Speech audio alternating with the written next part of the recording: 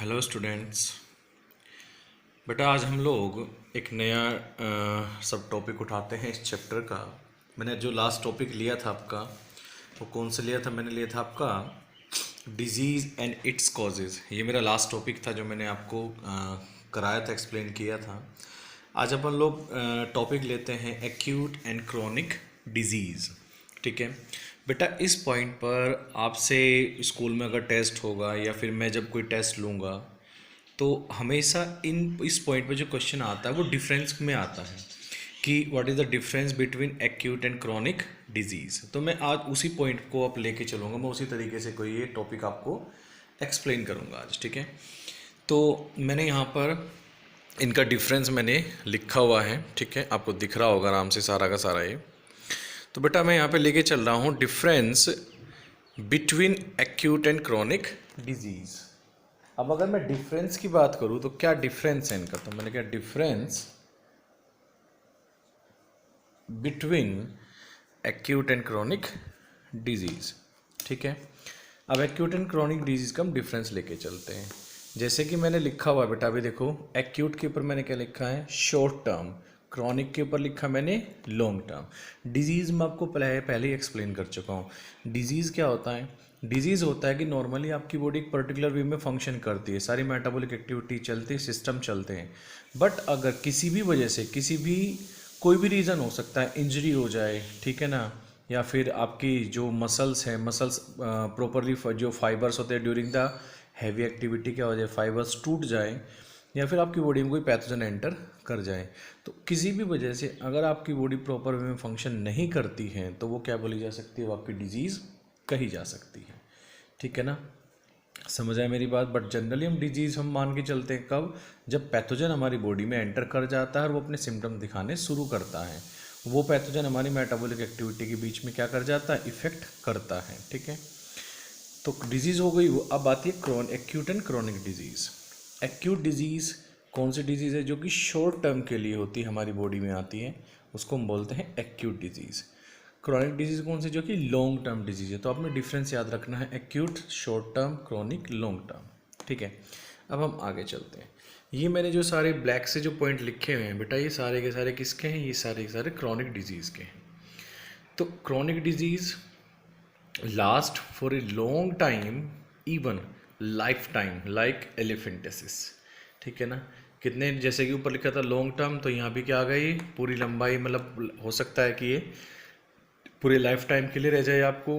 But generally जो देखा जाता है वो ये है कि ये लॉन्ग टर्म इफेक्ट है, लगभग 3 साल, 4 साल, 10 साल का इफेक्ट है।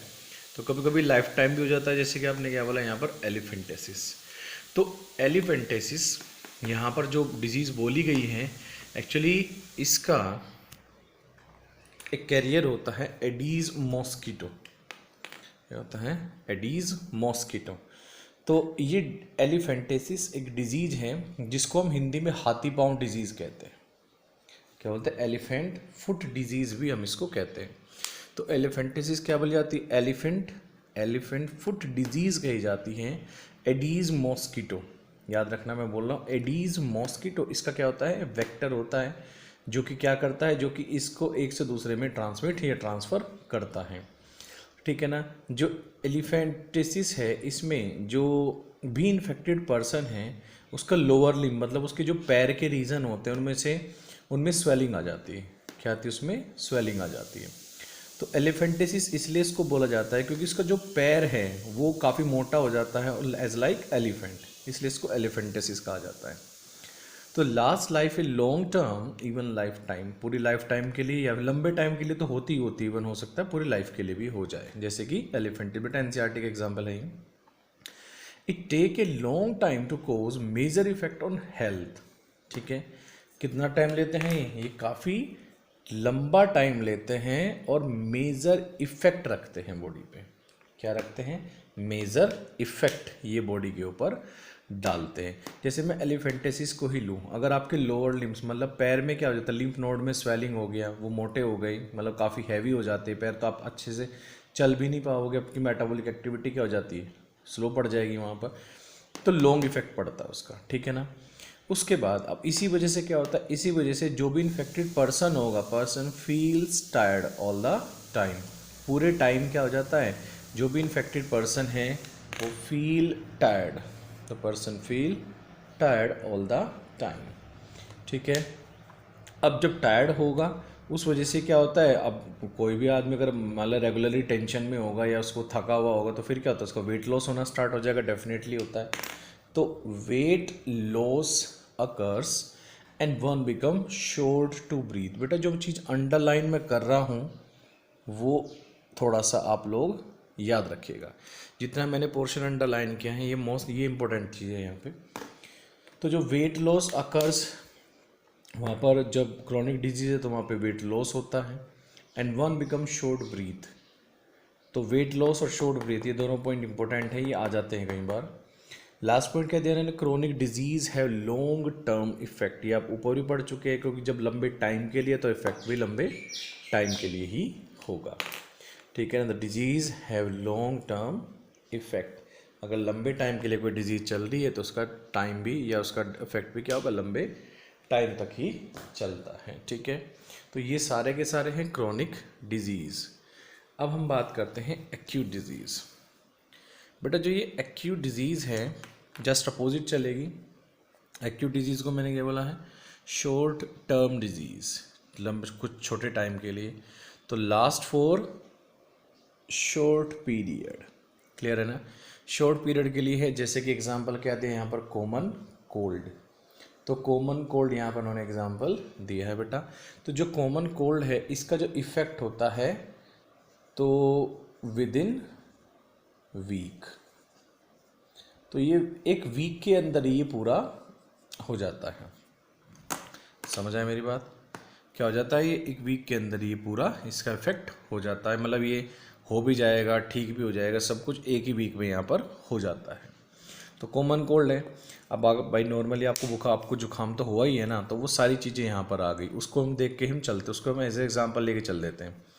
तो short period of time, come time के लिए है, जैसे कि एग्जांपल अगर कॉमन कोल्ड क्या होता है, विद इन वीक, लगभग 7 दिन होता है पूरा इसका, 7 दिन में ही ये पूरा अपना अफेक्ट दिखा के ठीक हो जाता है। ठीक है ना, या हमारी बॉडी इम्यूनिटी ले लेती है इसके अगेंस्ट। उसके बाद क्या दिया, cause major effect on health. Chronic disease major effect दिखा रही थी बट लॉन्ग टर्म के लिए, यहाँ पर कितने टाइम के लिए, वेरी शॉर्ट टाइम, मैंने बताया था कितने वीक के लिए, लगभग 7 वीक में ये कन्वर्ट हो जाती है, मेंटेन हो जाती है, हमारी बॉडी इम्यूनिटी ले लेती है। Feeling of tiredness does not occurs. Chronic में है, टायर्डनेस हो रही है, बट यहाँ पर feeling of tiredness does not occurs, यहाँ पर टायर्डनेस हो ही नहीं रही है। ठीक है ना, उसी के साथ साथ जब टायर्डनेस नहीं है तो यहाँ पर वेट लॉस भी नहीं है और ब्रीथिंग या शॉर्ट ब्रीथिंग भी नहीं है। ठीक है, उसके अलावा शॉर्ट टाइम है तो हैव लॉन्ग, तो does not have long term effect, इसका लंबा इफेक्ट भी देखने को नहीं मिलता है। तो बेटा आपने क्या करना है, आपने इस पूरे को ही अपना याद रखना है, ये बहुत इम्पोर्टेंट पॉइंट है। मैं इसको एक बार आपको पूरा दिखा देता हूँ, ये बहुत इम्पोर्टेंट पॉइंट है बेटे के,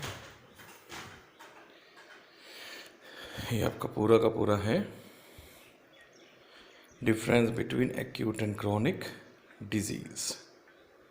ये बेटा आप अच्छे से याद रखना, अच्छे से याद करना, ये बहुत इम्पोर्टेंट पॉइंट है। ठीक है बेटा, तो बेटा अब हम दूसरा टॉपिक यहीं से ले लेते हैं। जैसे कि नेक्स्ट टॉपिक आपका दिया है कॉजेज़ ऑफ डिजीज़, कि डिजीज़ के बेसिकली रीज़न क्या होते हैं। तो आपके एनसीईआरटी ने कुछ पॉइंट्स दिए हैं, मैं उन्हीं पॉइंट्स को एक्सप्लेन करूँगा अलॉन्ग विद ए एग्जाम्पल। ठीक है, जैसे मैंने यहाँ पर कुछ रीजंस यहाँ पर दिए हुए हैं।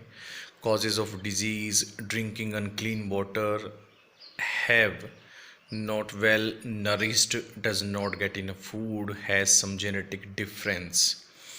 ठीक है ना, प्राइमरी सेकेंडरी टर्सरी में भी पूर। तो मैं आपको एक चीज़ एक्सप्लेन करता हूँ, एक डिजीज़ का एग्जांपल लेके चल रहे हो कि आपके एनसीईआरटी ने एग्जांपल लेके चला हुआ है। जैसे कि हम लोग बात करते हैं, हमने डिजीज़ के बारे में पढ़ लिया है, ठीक है, तो हम लोग एक एग्जांपल लेके चलते हैं। कंडीशन है एक, हमने एक क्या लिया, हमने यहाँ पर एक एग्जाम्पल लिया है। एग्जाम्पल क्या लिया है, बेबी सफरिंग, क्या करता है, बेबी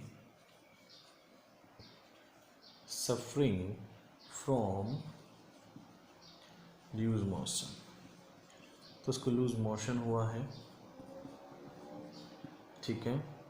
तो लूज मोशन उस बच्चे को, किसी बच्चे को हुए हैं, तो हम उसको हम एग्जाम्पल लेके चलते हैं, ठीक है ना। तो एग्जाम्पल हमने क्या लिया, हमने लिया कि baby suffering from loose motion, किसी बच्चे को जो को क्या हो रखा है, लूज मोशन हुए हैं। अब वो क्यों हुए हैं, कैसे हुए, हम ये लेके चलते हैं। हम सपोज करते हैं कि किसी या उस बेबी की बॉडी में कोई पैथोजन क्या करता है, एंटर करता है, ठीक है।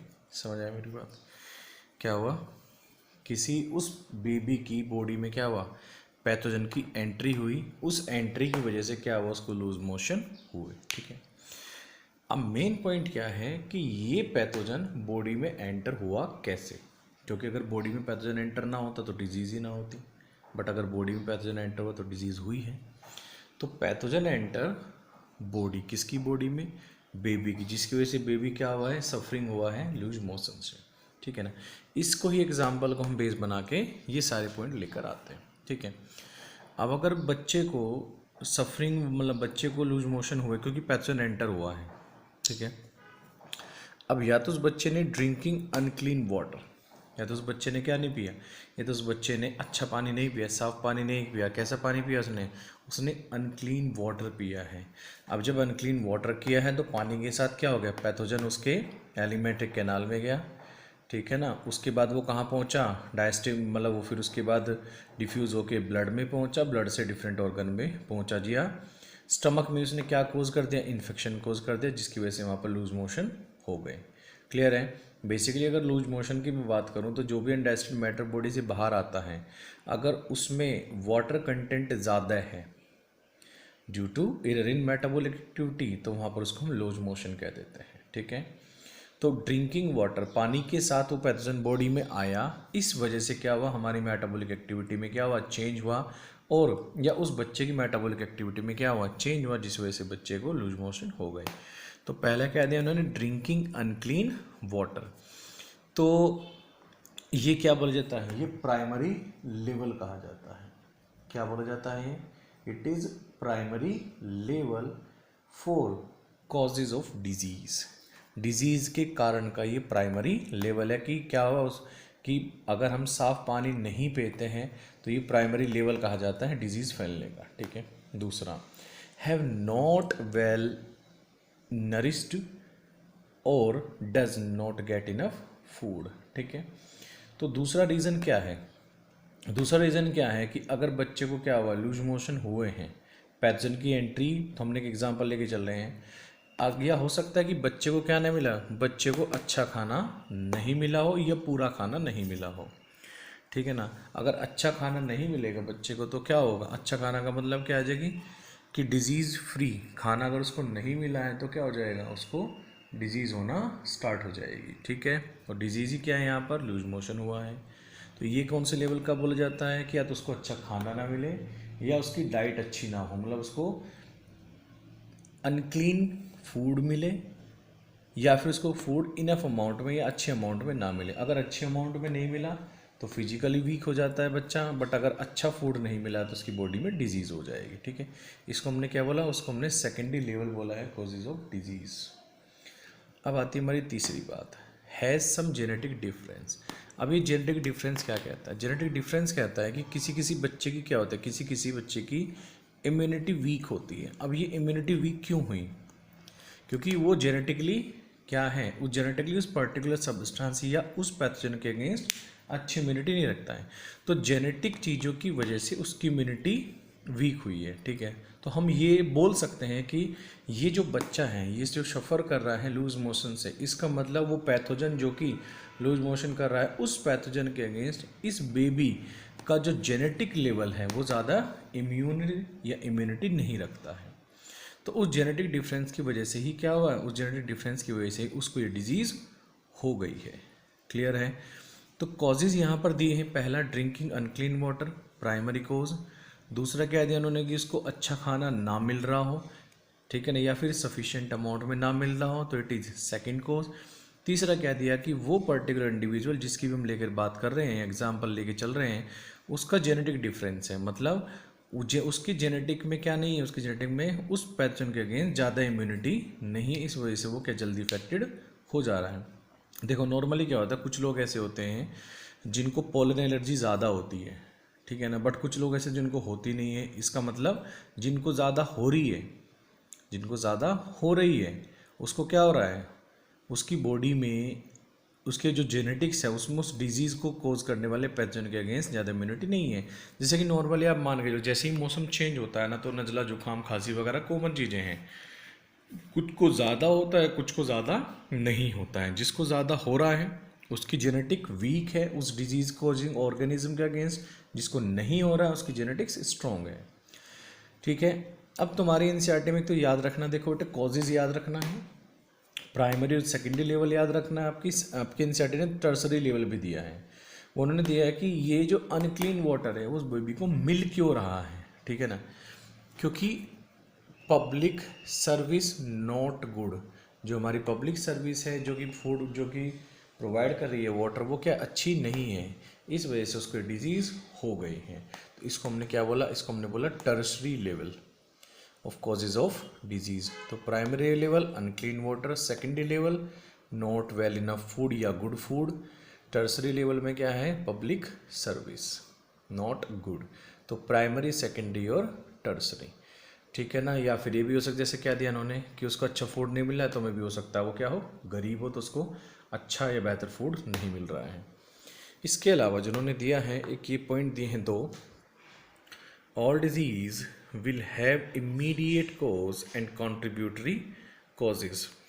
जितनी भी डिजीज़ होती हैं वो इमीडिएटली क्या करती हैं, इफ़ेक्ट करती हैं या एकदम से होती हैं, और उसके ज़्यादा इफेक्ट देखने को हमें मिलते हैं, ठीक है ना। Most disease will have many causes rather than one single cause, ठीक है ना। अगर कोई भी डिजीज़ या मोस्टली डिजीज़ क्या होती है, ऐसी होती है जिनका एक सिंगल रीज़न नहीं होता होने का। जैसे यहाँ पे क्या दिया, यहाँ पे क्या दिया कि लूज मोशन हुए हैं किसी बेबी को, इसका रीज़न क्या है, या तो पैथोजन एंटर कर गया पानी की वजह से, अनक्लीन वाटर की वजह से, या उस बच्चे को क्या नहीं मिल रहा है, या वही पैथोजन फूड के साथ बॉडी में गया है, ठीक है, या फिर उस बच्चे की जेनेटिक्स क्या है, उस पैथोजन के अगेंस्ट क्या है, वीक है, या उसके पास इम्यूनिटी पावर इतनी नहीं है। तो लूज मोशन हुआ, 3 रीज़न दे दिए उन्होंने। तो लास्ट पॉइंट यही है, most disease will have many causes, ठीक है ना, rather than one single cause. तो किसी भी या मोस्टली डिजीज़ के बहुत सारे कारण हो सकते हैं एक को छोड़ के, मतलब एक नहीं होता, एक से ज़्यादा कारण होते हैं। अब जैसे बेबी को लूज मोशन हुआ, पहला कारण रीज़न अनक्लीन वाटर उसने लिया, ठीक है ना। दूसरा, वो उसने अच्छा फूड नहीं लिया। तीसरा, हो सकता है कि उसकी जो बॉडी है या उसकी जो जेनेटिक्स है वो इस डिजीज़ के अगेंस्ट ज़्यादा इम्यूनिटी पावर ना रखती हो। तो बेटा ये था आपका कॉजेज ऑफ डिजीज़, ये आपका पूरा का पूरा एक लेक्चर है। तो एक बार इसको आप ज़रूर अच्छे से रीड कर लेना, इतना ही बहुत है, इतने से ही आपको मिल जाएगा आपको आराम से, ठीक है बेटा।